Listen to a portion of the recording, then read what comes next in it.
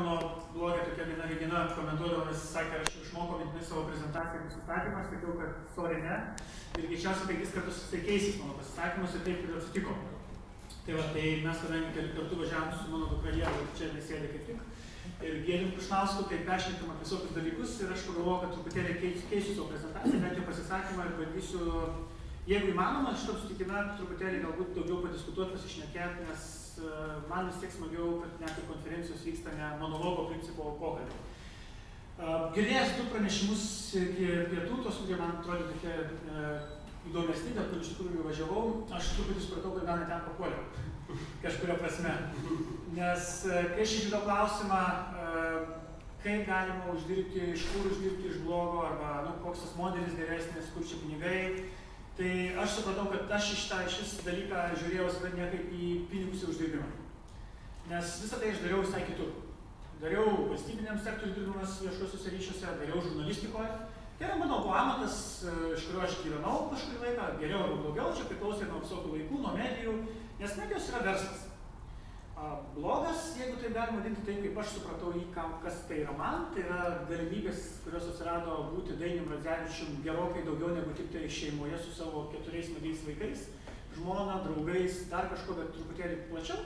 Tai man tai buvo nauja galimybė, kurios aš neturėjau dirbdamas normaliam versle ir medijoje. Ten man niekas neleido būti Dainium Radzevičium. Tai yra, leido tiek, kiek mano buvimas atitiko redakcinę politiką. Blogą ar gerą nesigilinsiu, ar aš dirbau Respublikoje ar LTV, visko ten buvo visais laikais. Tai man tinklaraštis, dienoraštis, aš taip labiau mėgstu savo vadinti, prasidėjo 2006 metais su mano tokia visai kvaila idėja, kuri koridorių užgimė kaip pokalbis su tokiu Augustinu Rakausku. Tai yra laida žiniasklaidos anatomija žinių radijo. Tai buvo mano blogas, tai mano buvo dienoraštis. Tik jis, ačiū Dievui, atsirado ten, kur jo neturėjo būti iš viso. Mano profesija, aš esu žurnalistas, skirtingų laikų migravau galbūt per skirtingas profesijas, užsiėmiau kuo tik tai ir kelionių verslų vienoje agentūroje, ir laikraščiuose, ir dar kažkur, bet aš buvau Dainius Radzevičius, kuris įgijau žurnalisto išsimokslymą, bet dirbau dažniausiai keletą skirtingų darbų. Ir tas blogas man buvo būtent pirmasis radijo eteryje, kai man davė erdvę, nachaliavų, ir sakė, okei, daryk, ką nori, bet tema žiniasklaidos anatomija. Bet kolega minėjo apie temą, kažkokią sritį, kurią išmanau, aš neišmaniau jokios sritį, kaip dauguma žurnalistų. Šitą šiek tiek daugiau dėl to, kad aš gyvenau daugiau negu 1 metus dirbdamas žiniasklaidoje arba greta žiniasklaidos. Arba su žiniasklaidos žmonėmis, pavyzdžiui, reklamos žmonėmis, kurie dirba ir taip toliau. Tai kadangi šiek tiek apie tai žinojau, bet apie tai niekur negalėjom kalbėti, aš mačiau nišą, kad iki 2006 metų apskritai nebuvo tradicijos kalbėti apie medijas labai daug, viešai. Čia buvo tokia tema tabu. Net redakcijoje apie savo reikalus nelabai kalbėdavo. Aš čia nekalbu, kad redakcijose savų kolegos nepažinodavo kartais, iš matymus. Tai aš šitau tą nišą dėl to, kad dirbau žurnalistų sąjungoje.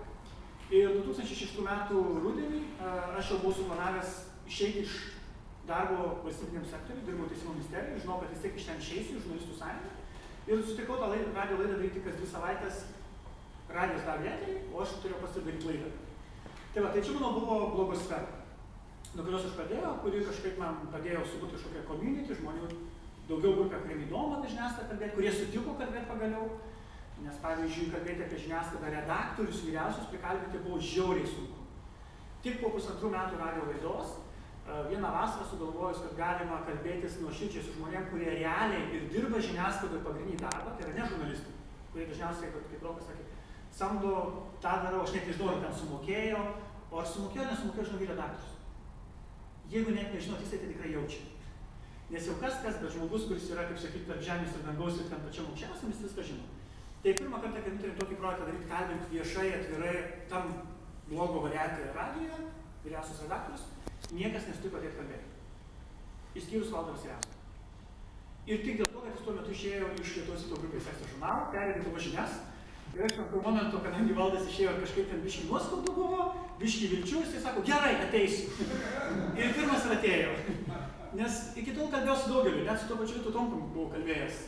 Jisai su manim 1,5 valandos savo monologą man skaitė apie tai, kad liko tik 2 tikri žurnalistai, jis ir Giedrius Vainauskas, visi kiti pasidavė. Ir tik aš toksai dar kvailas nesuprantu, kritikuodamas kars nuo karto kur nors juos, tai žlugdau paskutinius 2 žurnalistus, nes visą kitą atėjo mafija, berniukai, kurie čia viską tvarkosi ir neturi žalio supratimo, kas yra tikra žurnalistika. O jis ir Giedrius Vainauskas, tai yra du dar likę. Ir aš išklausęs supratau, kad matyt kažkur čia yra tokie paraleliniai pasauliai. Tai po to aš nusprendžiau praėjus kuriam laikui, kad galbūt man reikėtų, kadangi radijas labai nepatogus blogas sferai dalykas. Jis yra kartą per savaitę ir tik tai tuo laiku, kai sutari. O minčių kartais kyla gerokai anksčiau arba po. O ten yra variantų. Ateini tą valandą, atvarėjai ir viskas kas po laidos ir prieš laidą niekur neišeina. O ten būna visa vertybė. Visi geriausi dalykai būna prieš laidą ir po laidos. Arba per reklamos pertraukas. Nes taip išeina kartais. Ir aš nusprendžiau, kad reikia man galbūt irgi pradėti savo kurti kažkokią viešą erdvę ir tai buvo Dainius Orkazevičius EU, kuriuos aš nusipirkau ir aš nieko nedariau. Iki pat 2009 metų, kol ačiū Dievui susirgo mano sūnus Jonas Leonas. Ir taip atsitiko, kad žmona po rytų negalėjo su juo būti ir auklės nebuvo. Ir aš likau namuose vienas su vaiku. Ir jis užmiega per pietus ir aš sėdžiu galvoju, ką dabar daryti. Nėra ką veikti. Ir perėjau Delfis 15 minučių, visus kitus portalus taip pat per 15 minučių. Viską žinau, nieko neįdomu, galvoju, davai reikia tada pasižiūrėti, kaip čia tą daryti reikalą. Ir tada atsirado Dainius Ork ir tik dėl to, kad tą dieną įvyko labai džiugi žinia man. Tai yra mano pirmasis įrašas, 2009 m. balandžio mėnesį, mano džiugesio įrašas apie tai, kad atleido Seimo kanclerį poną Vilkelį. Tik dėl to nudžiugau greitai, pasidariau bilę kokį tą template'ą, kurį ten pirmą atsipučiau, kuris mačiau iš nemokamų. Ir parašiau, kaip fain, kad pagaliau išmetė žmogų, kuris mano galva buvo pusiau idiotas. Tik tai dar prisijungė prie Rūno Valinsko noro išniokti kolegas ir ten mes kurį laiką, kai nežinau pamenat, ten bandėm kovoti, kad mus neišmestų kaip šulis iš to Seimo. Tai va, ta diena man buvo džiugi, nuo to prasidėjo mano blogosfera. Tai va, tai vieną dalyką, apie kurį tikrai norėčiau pakalbėti, aš į išvis dienoraščius ir į blogus žiūriu kaip į pirmą kartą atsiradusią turbūt pigiausią galimybę neuždirbti, o pigiausia galimybė būti pačiu savimi tiek, kiek tu nori ir kur nori ir su kuo nori ir kaip nori. Tai yra vienintelis dalykas, kuris man yra pagrindinė idėja. Aš iš manau, kad blogosfera neturėtų būti uždarbio vieta. Jeigu tai vadinama kaip žmogaus saviraiškos vieta. Kai tai tampa uždarbio vieta, tai tampa verslu. Ir geriausiu atveju šeimos verslu. Bet aš žinau, kad net gero škotiško visko šeimos verslas po kiek laiko tikrai tampa jau nebe šeimos verslu, net jeigu šeimos nariai jį reklamuoja. Todėl, kad tam reikia dirbti. Kolega labai gerai sakė, daryk tai, kas tau įdomu ir tai nedarant įdomu, kartais būna neįdomu. Ir vis tiek ateis tas laikas. Išsisemsi, atsibos ir visą kitą. Tai aš norėjau apie saviraišką tiesiog pakalbėti tik dėl to, kad visos platformos kiek jų yra, man tai buvo pradžiai susipratimas, kad aš pagaliau esu laisvas. Man nereikia taikytis prie veikėjų, kurie turi mediją profesionalias platformas, kurie įsileidžia arba dėl to, kad aš jiems tam tinku tam trumpam periode, arba dėl to, kad pinigus generuoju, arba dėl to, kad šiaip kažkas. Tai yra, kai aš tampu nebepriklausomas nuo to, kuris man diriguoja. Aš tai jaučiau daugybę metų iki tol. Aš nuo 95 metų pavasario dirbau dažniausiai per 3-4 darbo vietas. Paprastai bent vieną valstybės tarnyboje pasirinkdavau tik dėl to, kad galėčiau oriai gyventi. Kad jeigu man nepatiks, sakysiu, eikit nafig. Ir taip ir darydavau. Iš visų redakcijų taip ir išeidavau. Aš buvau pats laisviausias žurnalistas, mano galva, per visus nuo 95 metų iki kovo 2007 metais atėjau Žurnalistų sąjungą Lietuvoje iš visų žurnalistų, kurie tik yra. Aš atsimenu, kad aš Vilniaus televizijų tokia buvau. Rubikoninė televizija po to vadino, 5 kanalą nupirkau. Kolegė mano Asta Dudulytė, kuri ranka pristatėsi labai žiauriai varėm Zuokų tik tada, kai išėjo iš 5 kanalo. Ir kai LNK buvo pozicija noras pulti Zuoką. Ir Donatas Stundis ir visi kiti, kurie prieš tai, tam kanale, labą dieną, pirmas Verikas geresnio, dalyvavo renginiuose. Tai jie atsigrėbė, jie atsikeršijo jam. Bet aš nenorėjau nei tarnauti, nei keršyti. Man nebuvo noro nei vieno varianto. Jie ten buvo nužudyti, čia atsikeršijo. Blogas dienoraštis man yra nei keršto, nei kažkokia, tai man yra saviraiškos natūraliai. Tokia kokia yra būsena, tokia galiu reikšti. Tai vat redakcijos to negalėjau. To negalėjau savo leisti Respublikoje, negalėjau leisti baisioj laidoj 01, kuris 203 LRT. Negalėjau leisti žiniasklaidos anatomijoje, nes laiks nuo laiko, ačiū Dievui, tada baigėsi viskas. Jau jos nebebus. Galiu gerą žinią pasakyti. Nebebus. Radijas bus laimingas, kad jos nebebus. Ir visi kiti, apie kuriuos ten kalbėjom, jos nebebus, nes visiems tai buvo naudingiau, kad jos nebebūtų. Tai vat, aš džiaugiuosi, kad suradau erdves, kuriuose aš galiu labai lengvai lygiai daryti. Tai yra ir Facebookas, ir Twitteris, ir mano blogas. Ir aš nededu jokių takoskyros dalykų tarp jų, nes saviraiškai man tinka visos platformos. Absoliučiai. Priklauso nuo laiko, noro, žmonių. Aš komunikuoju lietuviškai, angliškai, rusiškai, priklauso kam, kada, kartais visom 3 kalbom, kartais viena. Žiūrint kokia tema. Tai va, per visą savo gyvenimo istoriją aš manau, kad pirmą kartą atradau, kad pasaulis tapo žiauriai artimas visas. Ir kas man rūpi iš tikrųjų, tai man rūpi viena tema, aš rašau apie subjektyvų požiūrį apie tai, kas vyksta, tai kas turiu parašęs. Tik dabar supratau, kad tai nieko negelbsti. Nes net jeigu aš rašau, kad tai yra mano nuomonė, tai nebūtinai tai reiškia, kad taip yra. Nes vienas žmogus dabar išaiškino, kad tai, ką Radzevičius vadina savo nuomonę, čia yra apgaulė, čia yra fiktyvu, iš tikrųjų jisai nori ten kažką daryti kito. Tai va, tai aš dariau tik dėl to, kad aš mačiau, jog žurnalistika eina, ir tai natūralu, jinai eina į beveik sunaikinimo kelią tradiciniai medijai. Jos visur mažėja. Telikai pirmieji tą rodė, žurnalistikos ten beveik nebeliko, arba liko kapeikos.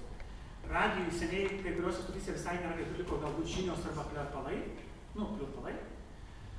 Laikraščiai apskritai tapo spausdintiniai blogai, seniausiai.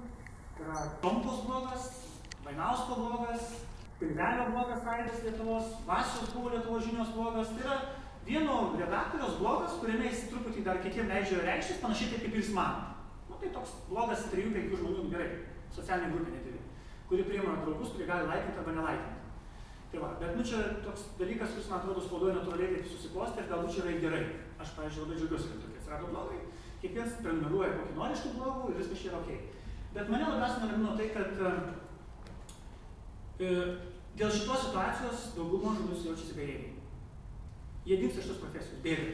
Pat Roko aš nebereikalo klausiau, ar grįši. Ir jis pradėjo daryti tai, ką daro mano kolegos žurnalistų sąjungoje seniai. Jis pradėjo teisintis. Bet prieš tai, kol teisintis, jis pradėjo pulti. Tai yra tipiška vartotojo reakcija. Jeigu aš kaltas, tai kalti jūs aplinka. Pirmiausia, aš negaliu žurnalistiką, nes redaktoriai šunsnukiai. Jie manęs nepakęs. Kas sakė? Tai gal taip, bet žurnalistika niekada neieškojo patogių kelių. Aš šitą profesiją atsimenu laiką, kad tai nepatogi profesija. Tai yra profesija, kur tu turi kovoti kiekvieną dieną už savo laisvą žodį, savo redakciją. Tai yra nuolatinė debatų vieta, tai buvo net tarybiniais laikais. Ir taip kolektyviai padiskutuodavo.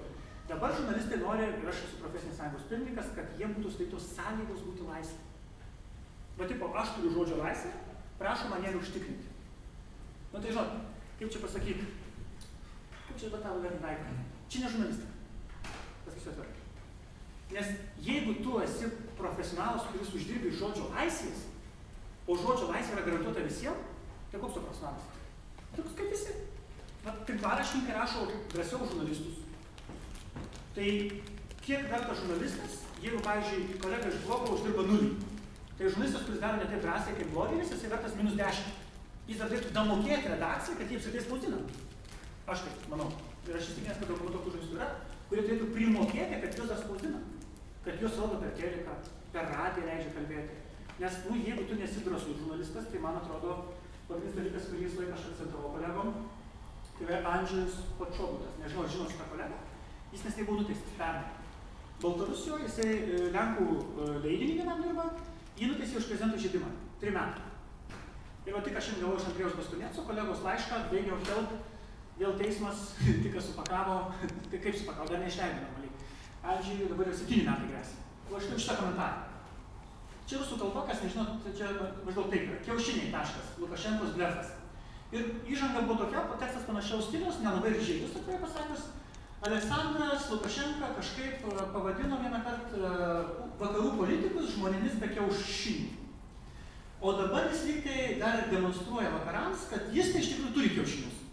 Ir visas tekstas iš tikrųjų maždaug apie tai, kad Lukašenka yra kietesnis negu jie, bet iš tikrųjų netoks jau kietas, nes ekonomika visą kitą Baltarusijos šlubuoja. Čia yra tokia mintis.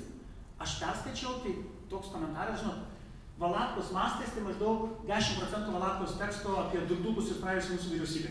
Toks nedaugiau 10% sudaro. 7 metai. Aš atsiprašau, tai už tai ir nuteisė. Tai dabar nori vyraškai, nuteisė ir už pernai komentarą irgi panašaus, tik po 3 metų. Tai jis dabar turės 3 + 7 jau 10. Nes pakartotinis nusikaltimas per metus laiko toks pat, tai va čia žodžiu taip jau yra. Blogiau truputėlį, kad redakcija nuo jo po truputį nusisuka. Dabar jau nebegins redakcija, aš supratau. Nei ekonomiškai, nei finansiškai, nei teisiškai. Tai jis dabar liko su šio komentaru pats save ginti. Tai kolegos Baltarusijos žurnalistų asociacija ir mes matyt padėsim truputėlį, kiek tam galėsim, bet aš netikiu. Baltarusijos geriausia advokatai nėra laimėję niekada jokios bylos. Tai va, tai aš pats dabar sakau, Andrėjau, aš to negaliu padėti nieko, nes tai, ką žinau apie teisę, dabar viskas griūna. Dabar aš jau suprantu, kad aš nieko nebesuprantu apie žiniasklaidos teisę, nes, pavyzdžiui, mano komentaras turėjo vertę 1 milijono litų pernai rugsėjo mėnesį, dabar nupigo iki 20 000. Bet tai dar gera vertė. O Baltarusijai panašu, kad jis negavo šitą beveik nieko, tai gaus 7 metus. Tai va, tai man atrodo, kad saviraiškos laisvė ir iš viso to, kad girdėjau iš visų kolegų, tai yra pats svarbiausias dalykas būti savimi virtualioje erdvėje. Būti kitokiu negu kiti, bet kolegos galima mintis daryti tai, ko nedaro kiti. Aš tam pritariu visiškai, bet kita vertus tikrai, jeigu darysi tai vienas, tai klausimas, ar tu čia šis reikalingas. Nes jeigu nėra konkurencijos, irgi yra blogai. Ir aš džiaugiuosi, kad aš atėjau į sritį, kurioje yra dabar milžiniška konkurencija. Apie žiniasklaidą daro žymiai daugiau ir žymiai įdomiau žmonių negu Radzevičius dainius ir negu žiniasklaidos anatomija, kad tu sudėjus visais žurnalistikos almanachais, kurį jūs netrukus gausite visi. Todėl, kad žiniasklaidos sindromai, GŽI LT arba kitokių šiaip iniciatyvų užgimstančių žurnalistiką kitaip ir numirštančių, jie prigeneruoja plepėjimo apie žiniasklaidą žymiai daugiau negu aš kažkada dariau apie kiti kolegos. Ir man tai yra džiugesys, kad aš į blogosferą visą žiūrėjau kaip į galimybę plėsti kokios nors idėjos vystymas visuomenėje. Mano požiūris dienoraštis tai yra plėtra kažkokio dalyko. Vat kažkam tai tapo verslu jachtų, pradėjo kalbėti apie jachtas, pyst ir pradės plaukoti žmonės. Randat, iš durnumo, iš neturimo ką veikti. Vat pradėjo kalbėti apie kokius nors, ką čia tokius, ką dar kalbėti.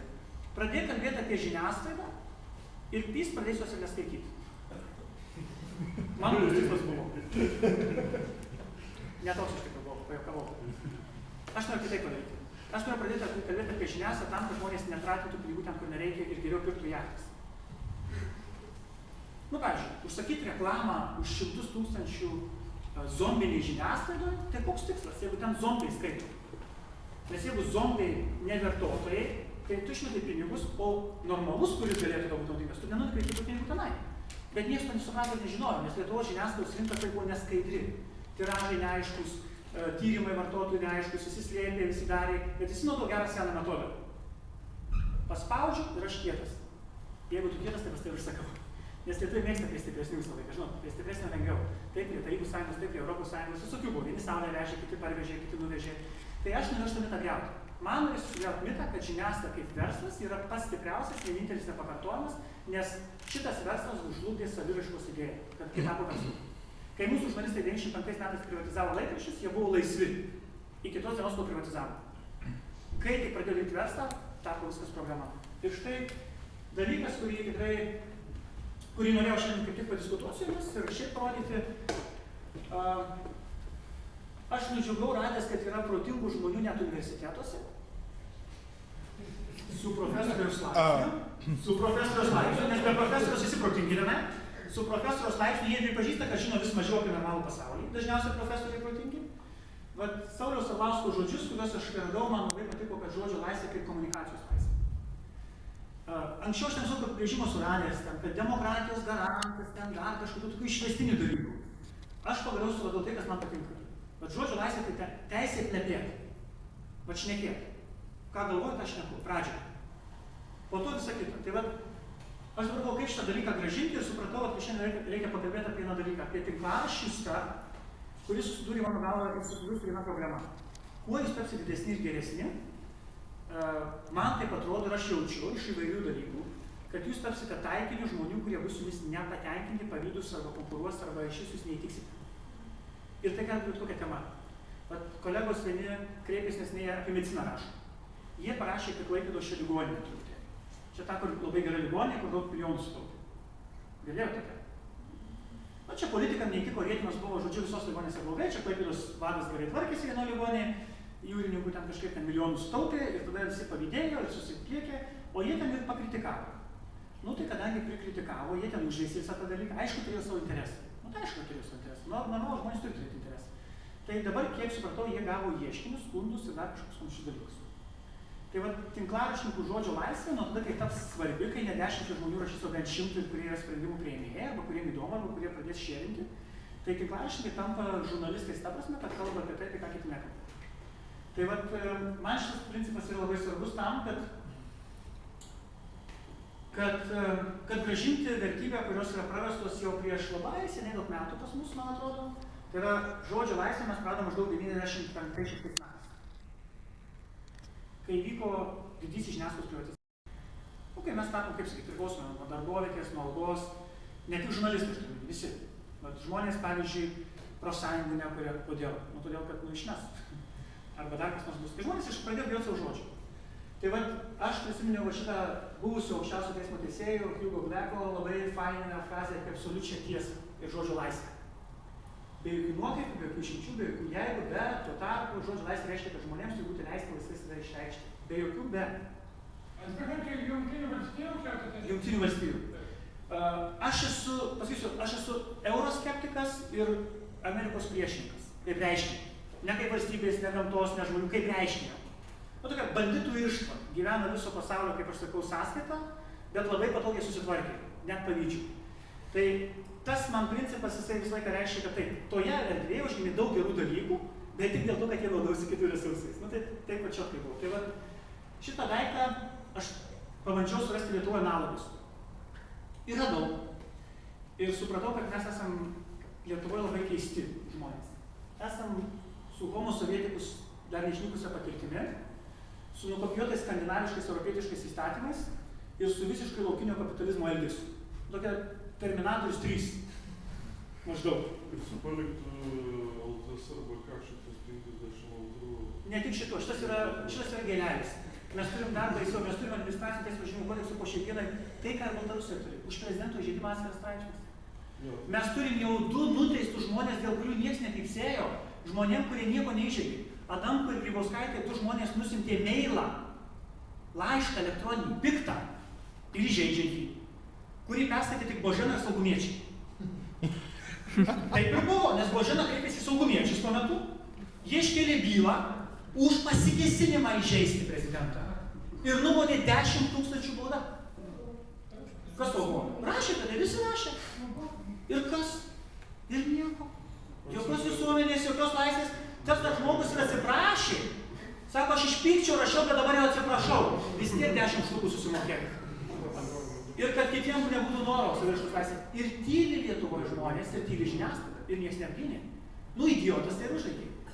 Už elektroniniu paštu nusiųstą žinutę, kurią matė vienas žmogus ir ne tas, kuriam net parašiai, 10 000 bauda Lietuvoje. Ne absurdas, realybė. Velkam turėjau. Čia jau 2 žmonės tokias baudas gavo. Nes buvo prilyginta, kad žiniasklaidos priemonėje tai darė. Buvo kai kam elektroninis laiškas jau yra žiniasklaidos priemonė. Nu, kas kaip supranta. Tai geriau pasakyti žodžiais, nei siųsti, tarkim, laiškai. Tai tada bent žinosi, už ką susivokti. Pavyzdžiui, aš žinau, kad tas 20 000, kurie man, nu, kainuos blogiausiu atveju, nu, gal 30 000, mano komentaras vienas, kad Tomkus ne pats, o jo Respublika išdai pardavė ir kad aš netikiu nei vienu jo žodžiu, nu, dėl 300 000 nuverta. Aš ir 40 sumokėčiau. Žinot kodėl? Todėl, kad aš vakar ir užvakar vėl vačiau Respubliką nei vienos reklamos komercinės. Liuks. Tai anksčiau būdavo, kokie 4-3 puslapiai būdavo gerais laikais, kai aš dar dirbau. Tai buvo kokie gerų 40 štukų. Tai aš dabar už 40 štukų vienos dienos biudžetą, nu, sunaikinau beveik arba leidžiu žmonėm nebemokėti. Tuos, kuriuos reketavo aš. Ir daugumą jie nebemoka. Tai čia verta. Vieno Radzevičiaus 40 štukų tam, kad visi milijonus taupytų. Geriem dalykam nukreiptų. Jachtom, dar kažkam, tai yra tobula. Ir aš savo blogę rašiau, kad aš pagaliau džiaugiuosi, kad po to, kai Tomkus kreipėsi dar ir bylą iškelt man ir kolegom, kad galutinai sutrupinama jų reputacija. Tų, kurie dirba zombinė žiniasklaida. Zombinė, kurie gyvena kitų sąskaitą. Bet tai ta zombinė žiniasklaida, tai beveik visa. Ne visa. Tokios liko vienetai. Nu, išvardinkit, kiek žinot zombių didelių. Nu, kiek? Nu, nevardinsiu. Nu, kiek? Ant kelių rankų pirštų, pavyzdžiui, laikraščius pažįstate. Tokius, kuriuos atpažįstat ir žinot, kuriuos skaito dar. Nes zombiai, kurių neskaito, tai ne zombiai.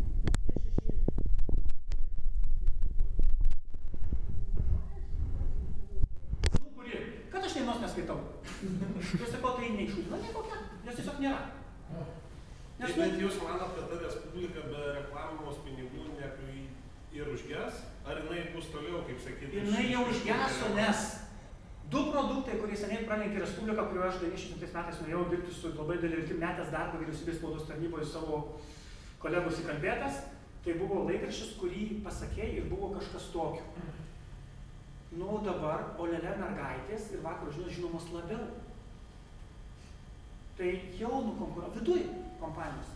Ir jeigu tiražas yra 21 000 įskaitant rusišką versiją, tai, nu, kaip čia skaityti? Jumoras.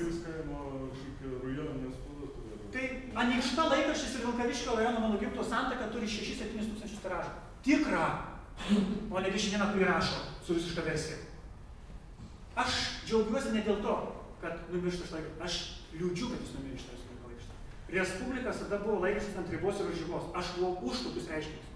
Bet jis jau nebebuvo Respublika, jis buvo verslas. Ir verslas, kuris gyveno iš valdiškų pinigų arba kitų pinigų. Vat, ko man buvo gaila. Kad aš žinau, dėl ko aš išėjau iš. Todėl, kad mano straipsnis neišėjo paskutinis. Bet už tai atsirado mokamas gražios reklamos priedas apie dešas. Tas pačias. Iš tų Kėdainių. Tai va, šiandienigis, kai kalba apie saviraiškos laisvę, vienas esminių demokratinės visuomenės pagrindų, tai aš sakau taip, man blogosfera yra pagaliau į darbotvarkę žmonių galvojimų, kalbėjimų grąžinti temas, kurios buvo dingę dėl tradicinės žiniasklaidos verslo. Va tai, ką kolega rodė, tobulas pavyzdys, kaip fainai galima blogus irgi paversti verslu, bet kas tai yra? Jeigu tu koncentruojasi prie vienos temos, visas kitas išmėta. Nu, nesiblaškai. Tai blogos sfera viskas yra okei, bet kai tradicinė žiniasklaida, kuri turi žmogų, nu aš prenumeruoju, pavyzdžiui, vieną laikraštį. Man iš visų rubrikų lieka tik viena, gyvenimas pagal Joną arba Petrą. Tai sorry, aš netenku daugybės temų, tai man blogai, tai yra galimybė grąžinti į gyvenimą temas, kurios buvo dingę. Apie kurias žmonės šnekėdavo tik taip pak. Arba išvis nešnekėjo.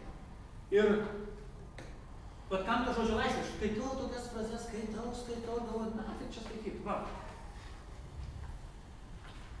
Vat aš čia turiu pačioj, nesimato pasirašęs, kas yra pagal mūsų įstatymus nuomonė.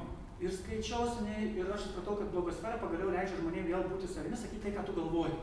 Ne kaip yra iš tikrųjų, kas buvo madinga, o kaip, ką tu galvoji. Ir vat sąžiningai skelbė apie kažką subjektyviai. Ir aš iš tų žodžius 4 kartus rašiau, supratau, kad aš šizofrenikas.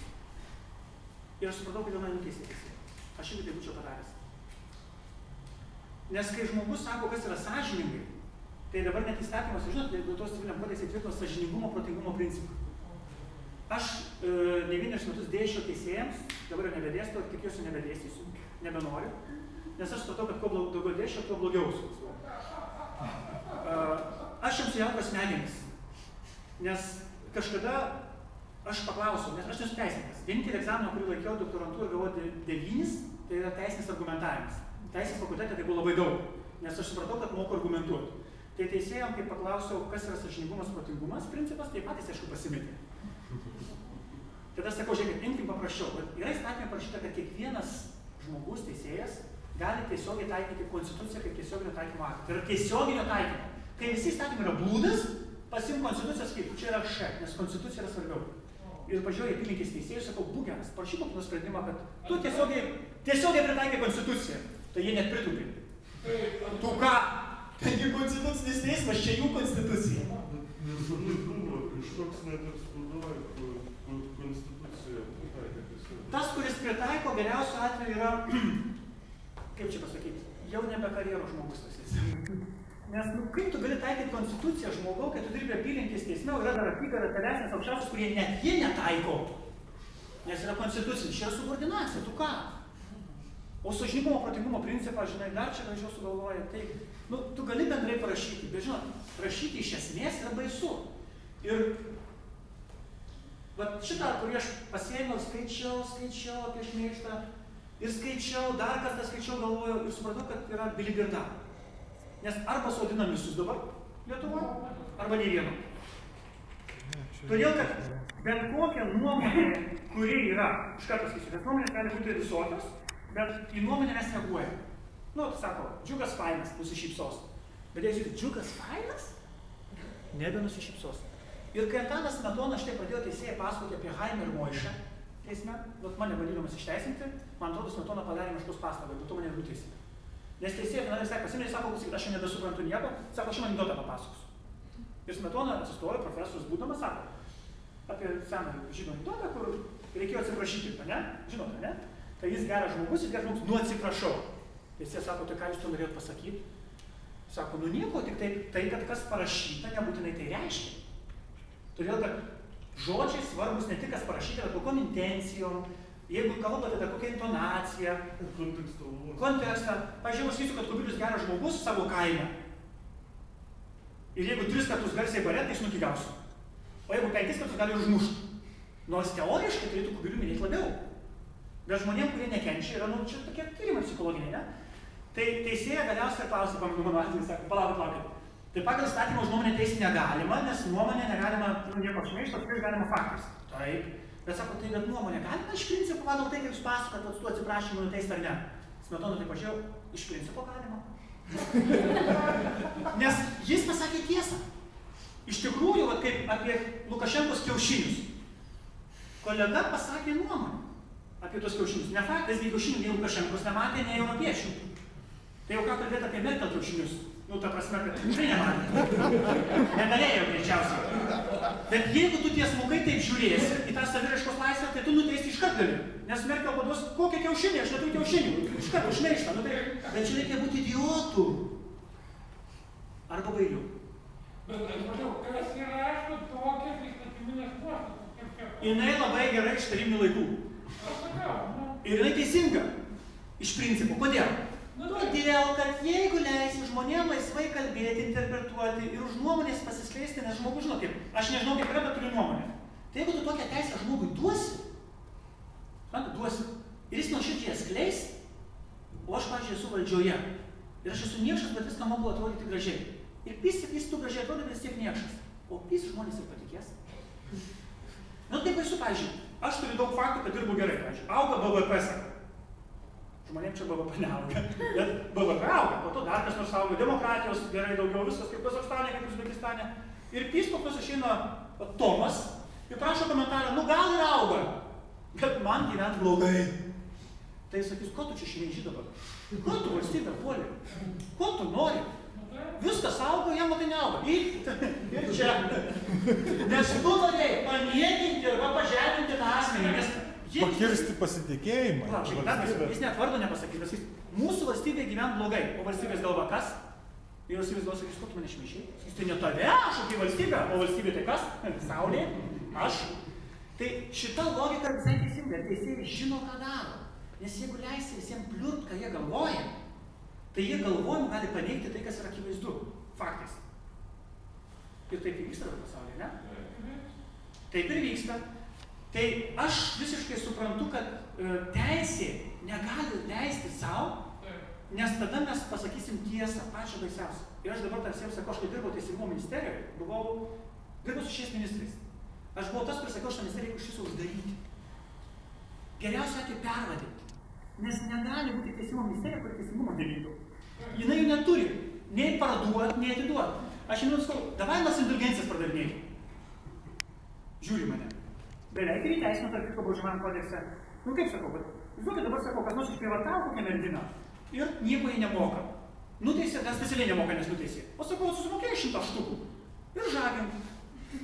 Bet 500 jai, 500 valstybei. Nes jisgi vis tiek žagins, tikėtina, jeigu jis nori. Tai bent jau susimokės. Tai aišku, teisininkai tokiom akim žiūrėjo, bet aš sakau, bet kita vertus, nu nebūtinai žaginimai. Nu, pavyzdžiui, šiukšlė, už greičio viršymą abonentas susimokė. Kodėl kiši policija? Aš 100 štukų sumoku ir lakstau kiek noriu. Iki užmušimo žmogaus, jeigu užmušiu sėsiu, bet šiaip lakstyt galiu. Tai nei policijai žalos, nei nieko, jeigu turi parašę, turi pinigų ir varau. Tai ne, atseit nereikia, bet mesgi tai buvom padarę, kad tos numerius automobiliam gali už pinigus suspirti ir gerai valstybė. Nes teisingumo niekas neduoda. Teisėjai ir neduoda teisingumo. Žinote, kad teisingumo nėra teismas. Kas žino? Aš nežinau. Aš žinau. O, aš teisėjams ir sakiau, ar jūs duoda teisingumo? Taip. Sakau, gerai. Tada pakalbam apie žiniasklaidą. Ir jie sako, ką daryti su neetiška žiniasklaida? Sakau, tu neetiška, tai ką čia daryti? Jeigu tik neetiška, tai etikos komisija. Nu, ne tie. Tie, kurie, vat kaip Janutinis, kaip Krivickai, kurie šmeižia ir puola. Aš jums sakau. Į teismą kreipkitės, ten teisingumas. Tai jeigu į teismą. Tai žinot, man tai Valinskas Arūnas kažkada sakė, kai mus iš Seimo gujo, aš sakau, bet negalima išvyti su žurnalistų, nes konstitucija yra. Sako, ne, tai jeigu tiesiog konstitucija, tada Nebekalbam. Ir čia prie advokatės buvo prie teisininkų. Jeigu tu apie savo konstituciją, mano ta prasme, tada nekalbam. Tai Arūnas padarė paslaugą. Tai va, teisėjai ir teisininkų bendruomenė taip supranta, bet ne tik jie. Skaitė šitą tekstą, kas nors matė tokį? Čia dar du labai mano konkretus pavyzdžiai diskusijai. Demokratija visiems, ne 1% iš Kauno taip pat. Čia nežinau, kas yra tam. Čia rašo, tai parašyti. Ačiū, kad rašo. Kaip čia pasakyti? Artūras labai teisingai pasakė, demokratija visiems, ne 1% iš Kauno taip pat. Bet, manau, kad jis turi sėdėti. Jeigu man 10 štukų už tai, kad pasakiau, kad aš netikiu nei vienu Tompos arba jo laikraščių žodžiu, aš tik netikiu. Kas mane gali tikėti, ne? Tai rašai už ne 1% iš Kauno, praktiškai visas Kaunas gali pasodinti dabar. Ir jeigu tu Kaune registraciją turi ne tik, jis nesakė, iš kur iš Kauno, net ir iš rajono gali būti. Praktiškai po 10 štukų každamų. Tai gal iš apskrities, tada ne iš rajono. Jo, o tarp kitko vienas, kuris buvo jam atsiuntęs laišką, kurį padino, dar pamiršau tam dudukui pasakyti. Va čia buvo konkretus žmogus, su kuriuo susirašinėjau. Praktiškai jam dar kokia 100 štukų. Bet, aš suprantu, kad tai yra ne žurnalistika, tai ką tu aš padarė. Bet tai yra žurnalistų nuomonė. Ir aš maniau, kad žurnalistai turi teisę turėti irgi nuomonę. Aišku, teisėtą paneigė dabar, bet skaitau kitą. Teisės pridūriams. Kas čia galėjo parašyti? Spėkite irgi. Turiu prizą. Čia susijęs labai su Artūru, bet jo nedraugas tikrai. Užkalbis. Panašiai, kaip kitas, dar jis yra. Čyvas! O, prizas pačiam, viskas yra. Kur čia prizas? Mano tašė, taip, duosiu. Čyvas irgi apie teisės pridūrius čia, žodžiu, irgi panašiai. Ten viso teksto net nedėjau. Viskas čia būtų čiopkai. Kas čia? Kieno čia, spėkit? Čia jau pačio kūrių. Tai kūris irgi turi sėdėti. Nes kaip galima konstatuoti, kad Seimas nesivadovauja konstitucijai? Iš kur jisai tokių faktų turi? Suprantat? Aš galvoju, gal Egidijus pablūdo, gal jis durnas, gal jis nebijo į teismą nukeliauti. Nes čia akivaizdu šmeižtas. Seimo statute parašyta, kad konstitucija vadovaujasi. Konstitucija parašyta, Seimo nariai net prisiekiant konstitucijos. Tai kūrė, tai ką to dabar turi daryti? Tai aišku, kad temsi į teismą. Jisai dar diagnozės dalino ten, čia viskas okei. Bet aš,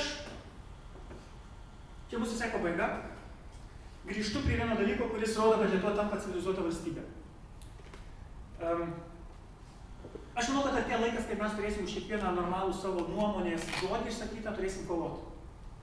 Arba nusipirkti. Kito varianto nebus, nes tai yra normalu. Tai yra, iš esmės tai yra tas pats, kad Korėjoj pasako, kur Samsungas viskam vadovauja.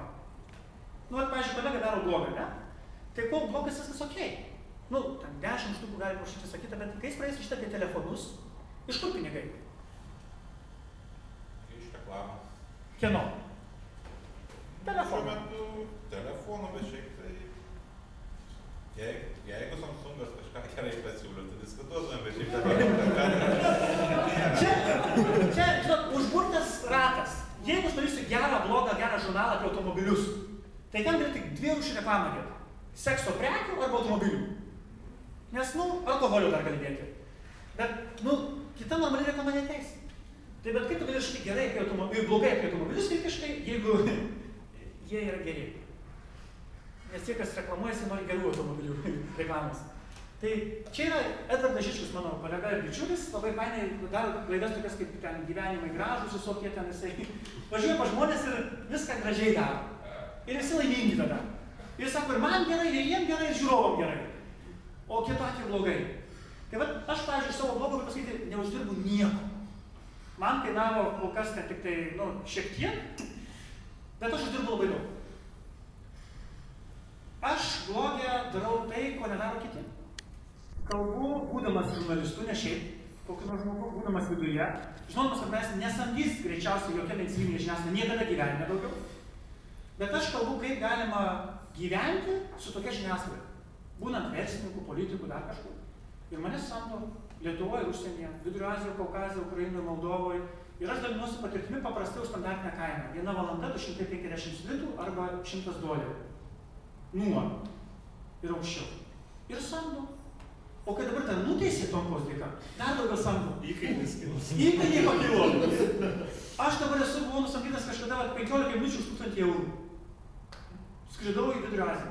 Sakau, tai kad aš tieko neturiu ką papasakoti. Sako, tu tik papasakok, kaip ten buvo. Ir dirbu net kitur darbuose. Tai tu, sako, papasakok, kaip tu su tuo gyveni. Ir dar gerai. Ir aš supratau, kad mane samdo tam, kad įkvėpti kolegas, kurie bijo taip gyventi. Bet kurie kaip Rokas nebenori eiti į žiniasklaidą ir grįžti ir dirbti. Nes tų šalių, kuriuose yra diktatūra arba režimai blogi, problema yra, kad žmonės netiki, kad gyvenimas gali keistis. Kad žodžio laisvę gali pasinaudojęs pakeisti gyvenimą. Kad kalbėdamas atvirai, kritikuodamas gali pakeisti gyvenimą. Nes to nesimato iš karto. Ir aš va čia skaitydamas, kaip čia, Teisė Žirnovskis. Šileikį, nežinau, žinot, panašiai kaip Nekrošius įtukas. Čia žmogus, kuris konstitucinio teisme būdamas teisėjų. Aš paruosiu, kas yra laisvė pagal žiniasklaidos verslo modelį, arba teisės verslo modelį, arba politikos modelį, arba kultūros modelį. Tai yra, kai žmogus turi kitą profesiją normalią, iš kurios gyveni, ir tu nutarėjai pasinaudoti žodžio laisvę. Kokia Lietuvoje yra normali žodžio laisvė? Va čia yra Egidijaus atskiroji nuomonė. Atskiroji nuomonė sprendime, kuriam jis visiškai nepritariu. Pavyzdžiui, jeigu aš nepritariu kažkam, aš sakau, nesąmonė. Tai yra blogis. Normalioj situacijos skaičiau ir eikit jūs nafig. Su tokiais idiotais dirbti negaliu. Jeigu žmonės konstituciniam teisme, spręsdami 100 000 žmonių likimą, nusprendėte, kad jiem kažko neduoti, nors jiem priklauso. O mano nuomonė kita. Padorus žmogus ką darytų išeiti iš tenai. Egidijus padarė kaip ir normalus žmogus. Jis bent jau išdrįso daryti atskirąją nuomonę. Pyptelti, taip sakant. Tyliai. Bet žiūrėkit, kaip jisai parašė. Paskaičiau net gražu. Pripažindamas minėtą nutarimą, ta prasme jis iš karto sako, aš kitaip galvoju, bet čia viskas okei, čia šito nekeiskim, čia taip jau tegul ir lieka, viską pripažįstu, dar įgyvendinu ten įstatymę teisę, tai yra pasiteisina, kad aš turiu teisę teisėti ir pabaigoj pačiam teksto, kuris sako, dar syk pažymiu, kad pripažįstu nutarimą. Na, žinot, prieš pasakant, gerbiamas karaliau, aš norėčiau pasakyti. Nes, žinot, jeigu tokio lygio teisininkas negali sau leisti, trumpai pasakyti, vienu sakiniu, nepritariu iš principo. Arba dar labiau, aš galvoju priešingai. Negali, jisgi teisininkas, padorus žmogus, kaip jis gali šiais kolegas, ir čia žiūrėkit, va čia iškopijavau tekstą, kur esminis buvo sakinys. Ten atskira nuomonė, toks vienas iš esminių, paskaitykit. Prašau visus perskaityti ir pasakyti vienu sakiniu trumpai, kas čia parašyti. Kiek čia sakinių? Vienas. Paskaitykit, supratau. Čia nepilnas, net. Čia ten kaip tame. Čia ten nusikopijuoja, ten jau rašai. Ne, čia visas, tik pabaigos trūksta dar truputėlį, dar ten daugiau. Aš skaičiau iki 5 kartus. Galvoju, žmogus prisipažino jau taip, atsiprašė 2 kartus, pripažįstu viską, ką iš čia prieėmė. Tikrai aš tik taip krypsiu. Galvoju, jau tu atsiprašęs 2 kartus, gali pasakyti padoriai, ką tu galvoji. Vienoje vietoje radau. Žinot, kurį vietą? Pati padariausia vieta sąžingiausia. Šauktukas. Nes tai yra emocinė išraiška. Pagaliau tikra vieta, kebra. Dar žodžiai. Tik skliaustelės. Taigi formaliai tiesmukiškai žiūrint, praeilyti prieštaravimo konstitucijai. Bet tik skliaustelės. Tarp kitko. Tiesa gali tik tarp kitko. Ir čia yra tai, ko nebuvo prieš 10-15 metų. Kai Lietuvoje kūrėsi visi instrumentai gyvenimo, ekonomika augo, kai mes dar tada buvom drąsesni. Ir dabar, aišku, dauguma turi ką prarasti. Tai aš čia konkretus palikdamas ir bandydamas diskusiją palikti vieną klausimą. Iš blogosferos uždirbti turbūt daryti kaip verslo modelį įmanoma, jeigu tu darai kaip medija, arba darai marketinginę priemonę, arba dar kažką. Bet jeigu tu nori ją naudoti saviraiškos laisvę, tai reikia taikyti, kad iš to neuždirbsi. Tai kainuos. Tai pernai spalį man kainavo komentaras 1 milijoną, dabar padarysim mašinėlės, kad tik 10 štukų. Tai yra pigų, uždirbau 910 000. Nes jau galvoju, kad bus truba su milijonu, dabar jau nurašau į nuostolius tik 10 000. 2100 dar bauda, dar advokatai, dar kažkas, gerai, 300 000 kainuos. Gerai, bet žmonės jau sumetė šitam, kad Radzevičius pasakytų, vakar vadinasi 3237 litrai ir 100 eurų. Kur čia jūs rankat? Tai ne aš, Gintaras Grajauskas Facebook'e sukūrė grupę ir kolegos prisijungė 1000 žmonių, kurie šiaip ten laikina tą. Keliasdešimt žmonių nuo 20 litų iki 1000 kauniečiai žurnalistai paaukojo, keli 500 ten dolerių. Nesvarbu, dar nepraėjo 2 savaitės po sprendimo. Jau man beveik ir uždirbau. Ta prasme, jeigu finale bus tai, kad man nereikės nieko dar ir sumokėti už tai, tai žiūrėt, kaip gerai. Aš šitau milijoną paukojęs, po to 10 štukų, po dar kažką, aišku, vieno dalyko reikia neskaičiuoti. Tai yra šeimos, vaikų nervų ir amžinatilsį mamos, kurią aš atėjau mirė šių metų sausio 13 dieną penktadienį, nes tai, ką pernai skaitė Tomkaus Respublikoje vakaro žiniuose, kad jos visas suteneris, šmeižikas, pakalikas, šuo, parsidavėlis. Tai va, dukra nuėjo į parduotuvę, rado laikraštį vakaro žinių. Tėvo šią nuotrauką ir suteneris parašyta. Jie vos neapsivaušė. Sako, tėti, kas? Tu kur? Ne, vaikas normaliai, nes vakar žinau, anksčiau neskaitydavo, ne jiem. Staiga sužinojom, kad šitos laikraštis yra, dar ir nusipirkom dėl visako ir po to nepaklausė mano galva topinį klausimą, kuris man suteikė viltį, kad lietuvių viskas yra gerai. Nes sako, kas tas Tomkus?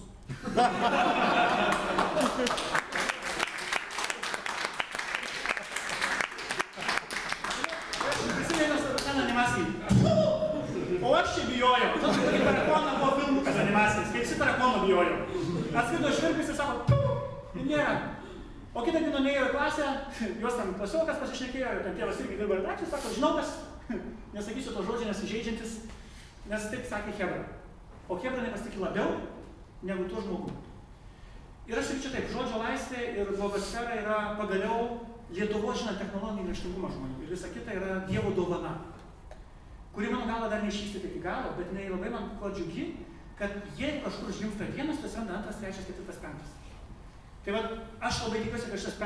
renginys, tai klarašinė, paskatins mus daryti tai, kas yra geriausia, ką galime padaryti. Tai yra tos ir tikrai duomenys, pakelti bendrą supratimą, lygį, žinojimą, o jeigu pavyksta, tai tie galbūt ir uždirbti. Bet uždirbti galima įvairiais modeliais. Aš netarnėsiu, mano tema buvo pakalbėti apie saviraiškos laisvę, kurią aš labai džiaugiuosi ir gerbiu ir myliu. Ir aš suprantu, kad manęs nemyli ponas Tomkus. Galiu net pasakyti. Todėl, kad kai aš Respublikoje dirbau, jis net nežinau, kad aš ten dirbu. Aš buvau trečiakursis studentas Vuikė, kuris dirbo skyriui ir kol aš vaikščiau kurį laiką, kol mano viena iš temų nesurė pirmam puslapį, grįžęs redaktorius man sako, labai juokingą situaciją turėjau. Sako, kai tavo straipsnį paskaitė pirmam puslapį, sako, o geras šis straipsnis, o kas tas Dainius Radzevičius, čia kieno pseudonimas? Sako, tai ne, čia toks pas mus dirba, nes nežinojau, kad jis dirba. Tai aišku, aš suprantu žmogų, kai tu turėjai studentą, kurio net nieks nežino ir pats nežinojai, staiga tau pradeda pypsėti taip, kad galbūt kažkas pradeda kitaip tave žiūrėti. Tai tik reiškia, kad žodžio laisvė internete dienoraštyje yra labai daug. Jeigu pingi su visom technologijom, Facebook'ais, Twitter'ais, ko nori gyvenime, ir jeigu turi idėją kažką pakeisti. Aš neturiu jokios idėjos nieko pakeisti. Aš noriu, kad jis gyventų savo gyvenimą, galėtų gyventi taip, kaip nori, ir šnekėti, ką nori. Ir dėl šito daikto, manau, reikia aukoti daug ką. Nes atviras kalbėjimas, galiu pasakyti, tai yra vienintelis kelias į gyvenimo kokybės gerėjimą. Ten, kur žmonės negali laisvai kalbėti tai, kas vyksta aplinkui, gyvenimas prastėja. Visame kame. Užmigama naudą, kaip sakant. Tai va, tiek ten norėjau papasakot, o kadangi kolegė žadėjo prizą, tai galima mano kuprinę. Parodžiu daiktą, kurį galvojau, ar pravers kad nors gyvenime, nes kažkada dirbau toj televizijoje, apie kurią minėjau. Turėjau laidą, tai vadinosi Dviguba tiesa. Man kalbininkai pasakė, kad ši nesąmonė kaip negali būti. Tiesa dviguba nebūna. O kaip tai nebūna? Ten atmeskite daiktą. O pasirodo būna. Tai galite iškeliusiuosi. Ir mes tada, atmeskite. Išlūkite nagais.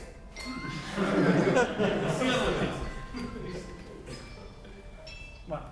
Tai va, tai mes tada tuo metu gyvenom taip sunkiai, kad tą laidą darėmės patys irgi kaip blogo kolegos, ten rėmėjų daug nebuvo, bet leidau kanale, kadangi už dyką darėme į laidą, tai leidau kalbėti, ką norim. Tai mes padarėm kavos puodelius, Dviguba tiesa. Tai va, čia yra kelių metų senumo, vienintelį tokį daiktą turėjau namuose, tai va, kadangi žmogus yra labai žvalgus, žino tiesą, tai jam tik ir atsidėti.